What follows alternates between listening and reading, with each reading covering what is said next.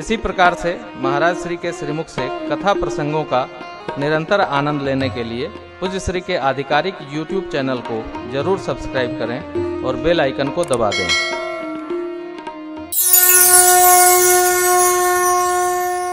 कल हम आप भगवान की मंगलमयी बाल लीलाओं का गान किए, स्मरण किए।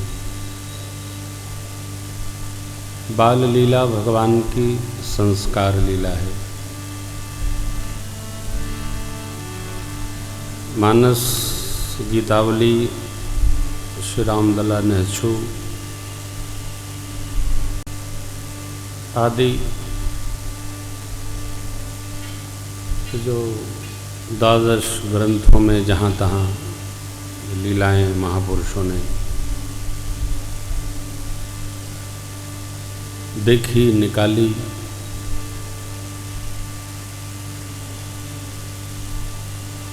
नाना प्रकार की अनुभूतियों के आधार पर सबने सुनाई।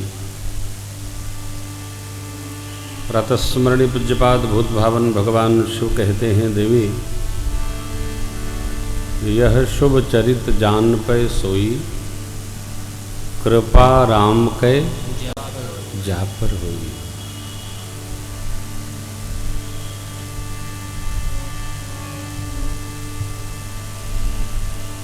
तीन बार आया है। एहबिद शिशु विनोद प्रभु किन्हा, बाल चरित अति सरल सुहाए।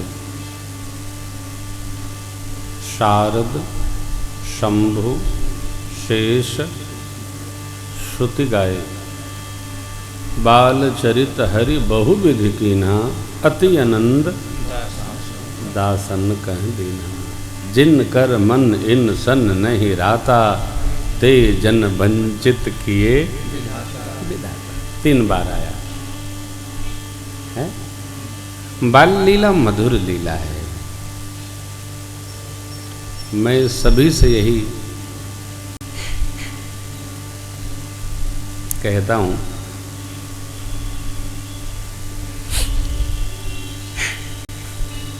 बचपन की लीलाओं में आनंदित होइए। बहुत है। केवल कथा की लीला में नहीं, घर में जो लीला हो रही है उसमें भी आनंदित होइए।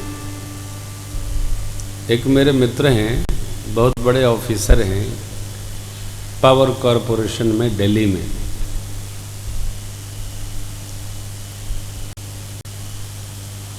तो कथा के प्रेमी हैं। किसी कथा में, लखनऊ कथा जब संस्कार पे चल रही थी, तो मैंने कहा घर बच्चों के लिए आदमी बनाता है, वाटिका श्रृंगार के लिए सजाता है। घर में छोटे बच्चे हो ना, तो बच्चों को दीवार फ्री कर दो, लिखने दो, पढ़ने दो, गूंजने दो, पकाने दो। हर 6 महीने में पुताई कराओ। बच्चों के बचपन को देखकर आनंदित हो। अभी नवरात्रि में हम लोग दिल्ली गए थे, तो उनका जो ड्राइंग था, इस खंभे से इस खंभे तक, इस खंभे से इस खंभे, इतने में हमको कथा करना था। साथी लोग भी थे, सब साउंड भी लगा था। कथा हुई, गई। जब उनके बेडरूम और सभी कक्षों को मैंने देखा, दीवार का कोई कोना नहीं बचा। उनकी 4 साल की बिटिया सारे दीवार गूंज डाली। मॉडर्न आर्ट है। मुझे देखकर बड़ी हंसी आई, बड़ा आनंद हुआ। तो मैंने पूछा, कौन भैया क्या कर रखे हैं? बोले महाराज श्री, जब से आपने लखनऊ कथा में कहा तो मैंने इसको, मैं पहले बहुत डांटता था, क्या लिखती रहती, खुली छूट कर दी है। सारी दीवारों पर पढ़ाई करती है, पेंसिल से, पेन से करती है। देखो आप, आदमी कृष्ण लीला का श्रवण करता है, लेकिन जब घर के बच्चे कृष्ण लीला करते हैं तो मारता है। 1,00,000 गौ माताएं नंदराय बाबा के पास थी, फिर भी कन्हैया घर घर माखन चोरी करके खाते थे। चोरी करना कन्हैया का स्वभाव नहीं है, वस्तुतः कन्हैया सबको आनंदित करते थे। तो केवल यह सौभाग्य यशोदा मैया का है, प्रेम भूषण का और हमारी धर्मपत्नी का नहीं है क्या? आपका, आपकी अर्धांगिनी का नहीं है क्या? हरे राम, मैं बार बार इस बात को आप सबसे आग्रह करता हूं, जीवन को जी लो, बोझा रख के नहीं, आनंद के साथ, बच्चों के साथ, वृद्धावस्था के साथ, युवावस्था के साथ जी लो। जितना आप जिन रिश्तों को मधुर जी लेंगे,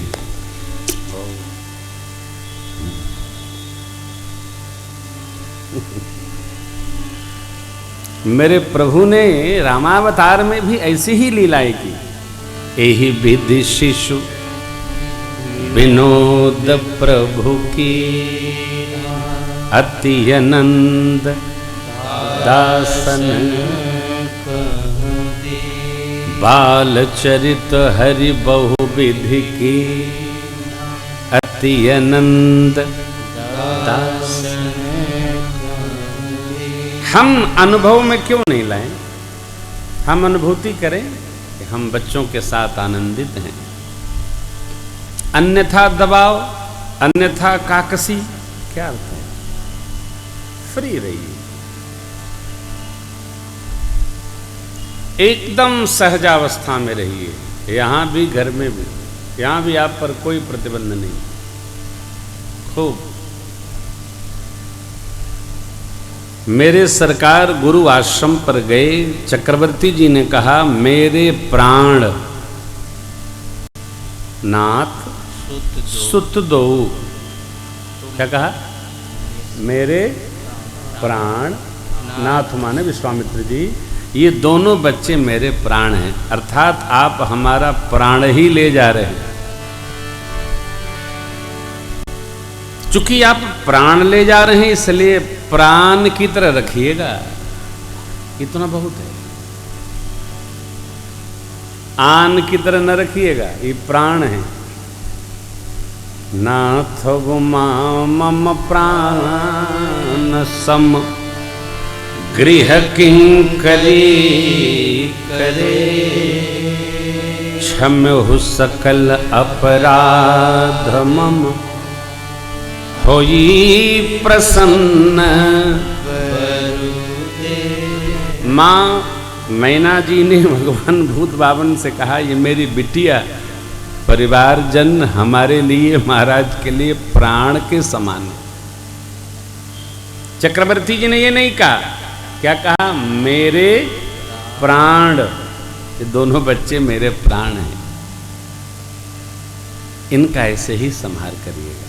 देखिए, सब वस्तु का संहार तो हल्के फुल्के तरीके से होता है, परंतु जब प्राण पर आती है तो आदमी सर्वस्व, डॉक्टर साहब मेरी पूरी प्रॉपर्टी लिखा लीजिए, हमारे बच्चे को बचाइए।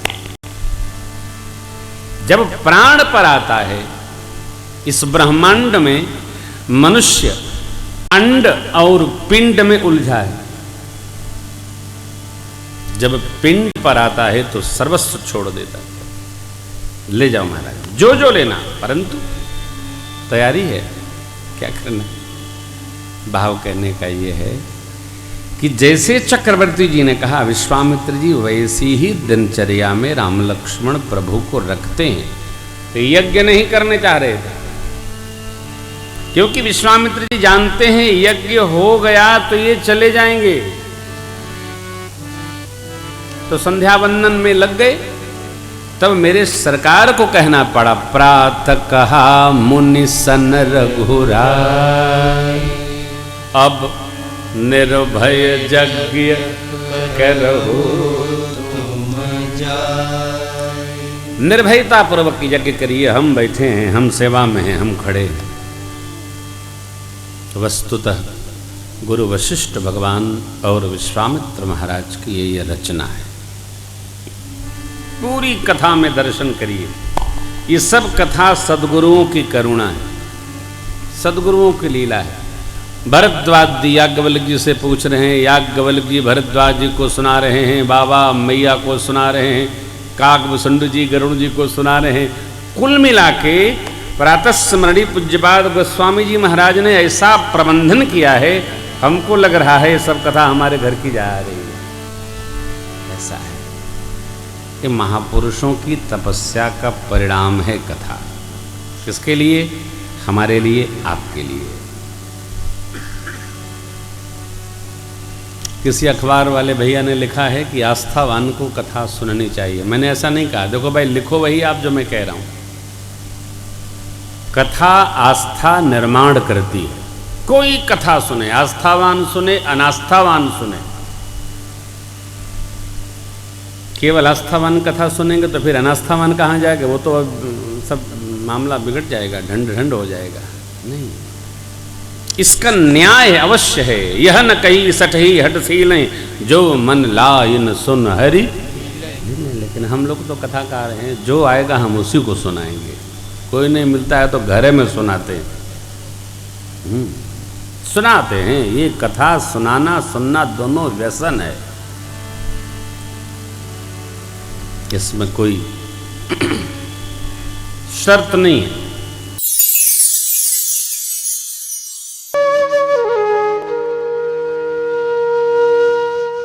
इसी तरह सुनते रहिए।